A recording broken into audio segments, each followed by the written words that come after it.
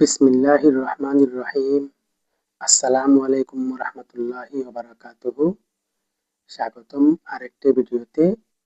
আজ আমি আইয়ামে তাশরিক এবং তাকবীরে তাশরিক সম্পর্কে আলোচনা করার চেষ্টা করব ইনশাআল্লাহ। জিলহজ মাসের 11, 12 এবং 13 তারিখকে আইয়ামে তাশরিক বলা হয়।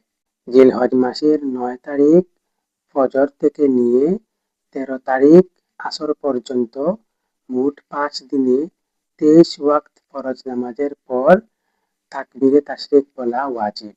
পুরুষেরা জোরে জোরে তাকবীর বলবে আর মহিলারা আস্তে আস্তে নিচু স্বরে তাকবীর বলবে।